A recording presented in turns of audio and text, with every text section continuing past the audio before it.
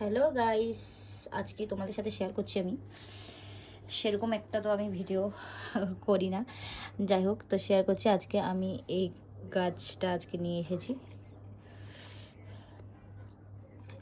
Lucky bamboo.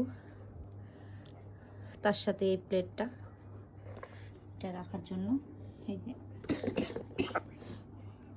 ছোট প্লেটটা। Normally নিলাম এটা, এখন সেরকম একটা ভালো লাগলো না, তো এটাই ভালো লাগলো তাই জন্য নিলাম।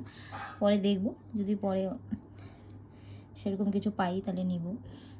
আপাতত এটাই নিয়েছি। আর হচ্ছে দুইটা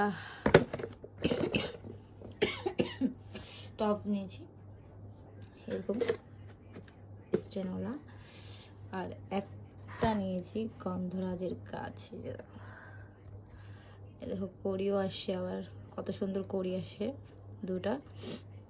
তার সাথে এই যে এটার জন্য এটা নিয়েছি, আপাতত এটার মধ্যে লাগাবো, এটা নিয়েছি।